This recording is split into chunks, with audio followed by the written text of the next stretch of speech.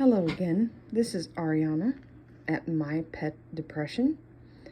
I'm coming at you again with another weekly story vlog. I think I want to start with my pet number today, which is a 4. I had kind of a difficult week, and so the 4 reflects the anxiety that I am still feeling. What happened to me earlier this week. The trigger warning I would like to put on this is I am going to mention DV, but I am not going to describe anything, and I'm not going to go into any details. It's just going to be mentioned.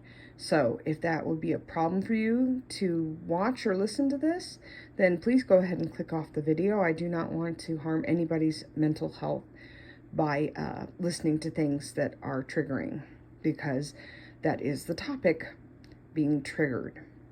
I have social anxiety, as I have mentioned before, and sometimes when I get triggered with memories of bad things from the past, it can trigger my anxiety to just be a million times worse. So, I just wanted to tell you guys a little bit more about myself and why I was triggered. When I was young, I had a very, very bad boyfriend that was abusive, and a lot of things happened to me that would fall under DV. But we were young and I didn't know much about anything, and so I let it go on. So even though that was a very long time ago for me, it's come up in my brain now and again, which is why therapy is usually good, because I can talk through what's going on. However, since I only have therapy every couple of weeks, sometimes in between things happen.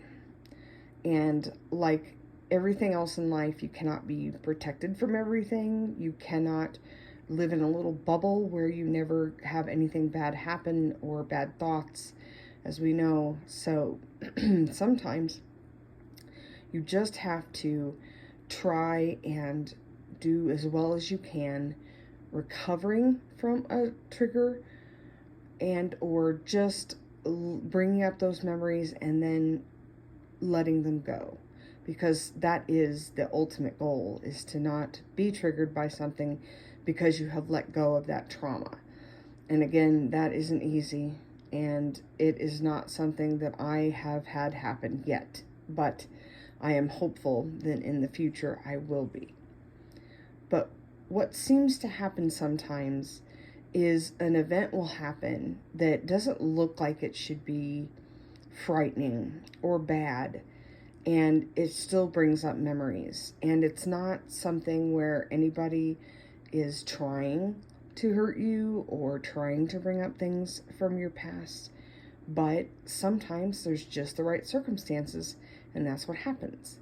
So what happened was I witnessed somebody having a small argument that resulted in some crying, and I don't know why, but it triggered my brain, and I immediately started crying, and I didn't expect to be that upset, and I actually had to go someplace dark and quiet and cry by myself for a while.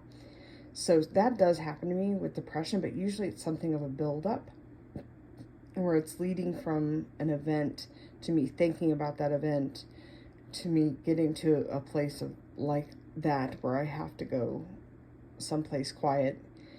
But when it's something sudden like that, it throws me into like fight or flight, which is the worst part of it, because your brain is telling you need to get out of there, but logically, I'm in my home with my family, who I still have to feed, make sure they're doing okay, and other normal duties. So when you have something happen that is panicking enough to make you want to just leave to get someplace quiet and safe, that can be a real problem. And it was for me, because I really still need to take care of my family. But I just couldn't stop myself from getting up and leaving to go someplace quiet. So, I mean, it took me probably about an hour to come down enough that I could sit somewhere normally without freaking out at every noise. Um, but it was very difficult, and it was very hard on me mentally, because while I logically know that it was not something that was directed at me, it was not dangerous for me, it wasn't a bad thing, it was still triggering enough that my body felt like it needed to escape. And I haven't had a panic attack like that in a very long time.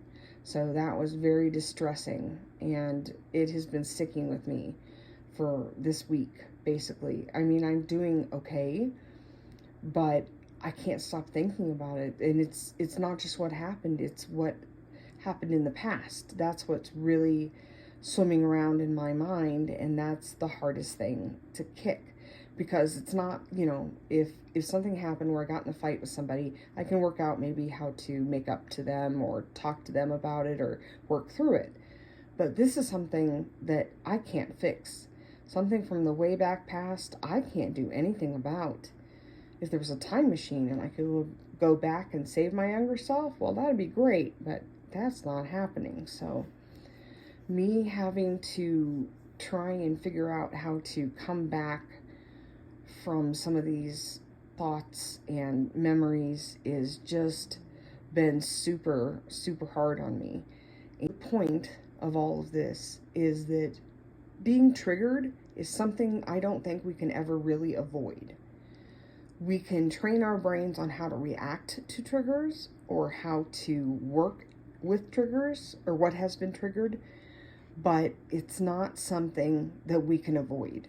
And I know for me, I love to avoid situations that are going to cause me to be triggered.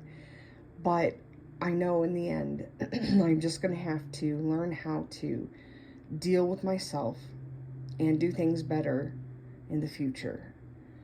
So when a trigger happens, reacting the way you react is perfectly fine and normal.